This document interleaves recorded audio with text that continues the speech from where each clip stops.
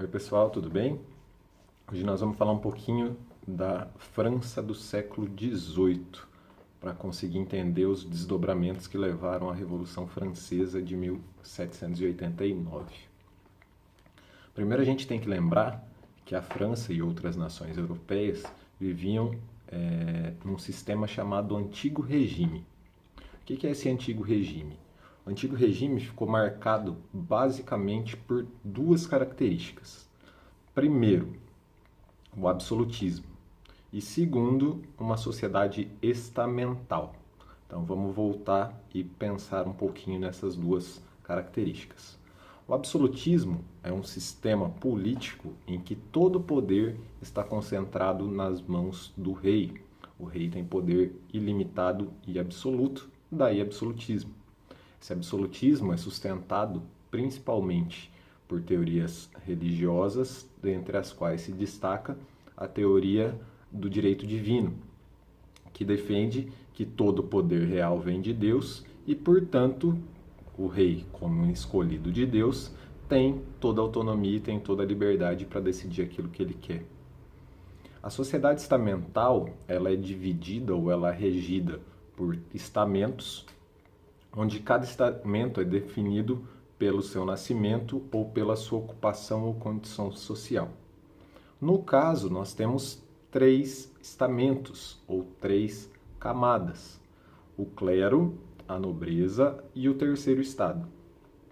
O clero são os representantes da igreja, no caso francês, a Igreja Católica dominante e a instituição, uma das instituições mais fortes.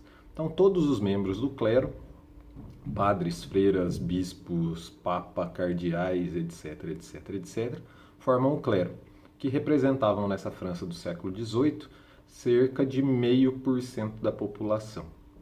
O clero, esse estamento ou essa classe formada pelo clero, também dividida em alto clero e baixo clero. Mas independente de alto ou baixo clero, o clero representa uma pequena porcentagem da população francesa e detém ou possui uma infinidade de privilégios. Eles não pagam impostos, eles têm o direito de cobrar dízimo e outros tributos das pessoas, e eles se intitulam representantes de Deus, na Terra.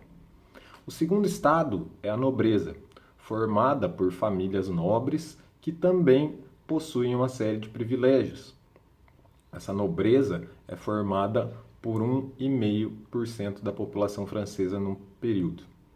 Ou seja, quando a gente pega o primeiro e o segundo estado, clero e nobreza, nós estamos falando de cerca de 2% da população. Ou seja, é uma quantidade de pessoas muito pequena frente à realidade da população francesa. Mas é apenas esses 2% da população que possuem privilégios, que são livres de impostos, que são livres de obrigações que recaem sobre o terceiro estado. Então podemos afirmar que o primeiro e o segundo estado são privilegiados e que são, entre aspas, sustentados pelo terceiro estado. Quem é o terceiro estado? O terceiro estado são justamente o grupo de pessoas que não compõem o primeiro e o segundo estado. É um grupo bastante heterogêneo, ou seja, um grupo que dentro dele existe uma diversidade muito grande, formada por populações urbanas e populações rurais. Dentro desse terceiro estado, então nós vamos encontrar grandes burgueses, comerciantes, nós vamos encontrar pequenos comerciantes, artesãos, homens livres, camponeses e uma série de grupos diferentes com interesses e necessidades diferentes. O terceiro estado, apesar de maioria da população, não tinha acesso à política, eram eles que pagavam os impostos e não tinham participação política e representatividade política nenhuma no contexto.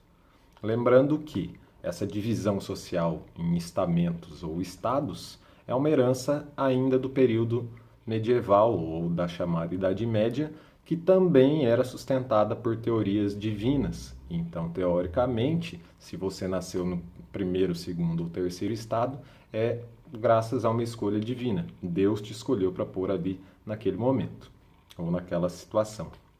E é melhor você aceitar isso em vida do que duvidar de uma escolha divina. Essa é a situação francesa do ponto de vista social. O que acontece?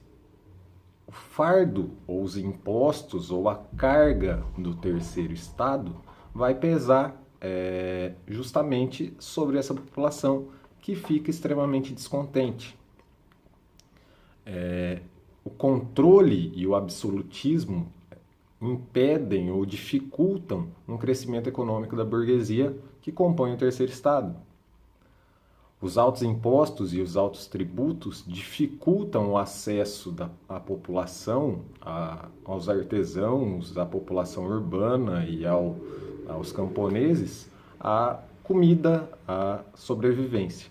Ou seja, o terceiro estado é extremamente punido por ter que sustentar o primeiro e o segundo estado. Nesse contexto, surge uma insatisfação muito grande do terceiro estado. Nós precisamos lembrar também que nesse momento, ou durante esse período, tem lá o iluminismo ou as ideias iluministas que estão sendo divulgadas no período. Um grupo de pensadores começa a questionar essa questão do absolutismo, essa questão da sociedade estamental, brigando por direitos, brigando por uma série de coisas, pelo uso da razão, fugindo ou tentando escapar dessa lógica teocrática. Nessa situação nós vamos ter, então, os três estados, com interesses diferentes, com aspirações ou desejos diferentes, num país só. E essa França e esse país, nesse momento, está passando por uma crise muito grande. Além dessa crise social causada pela sociedade estamental, o governo francês se envolve em algumas guerras. E essas guerras vão trazer uma situação econômica francesa extremamente preocupante. E essa situação econômica preocupante recai justamente sobre o terceiro estado. Nesse sentido, na tentativa de resolver os problemas da França, o rei Luís XVI vai convocar, em 1789, a chamada Assembleia dos Estados Gerais. Ou seja, ele vai convocar uma reunião com os representantes dos três estados, ou seja, os representantes do clero, da nobreza e do terceiro estado, para tentar resolver os problemas da França.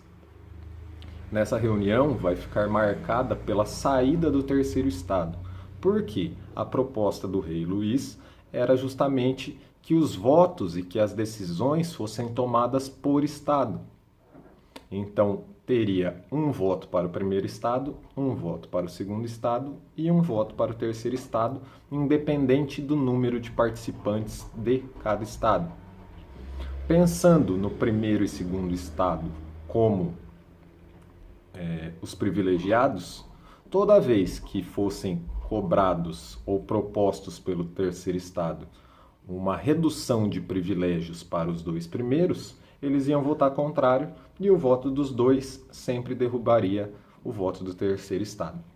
É nesse sentido que nós vamos ter, a partir da convocação da Assembleia Nacional, os desdobramentos que encaminham para a Revolução Francesa, mas isso aí é assunto para uma outra aula. Valeu, galera. Até mais.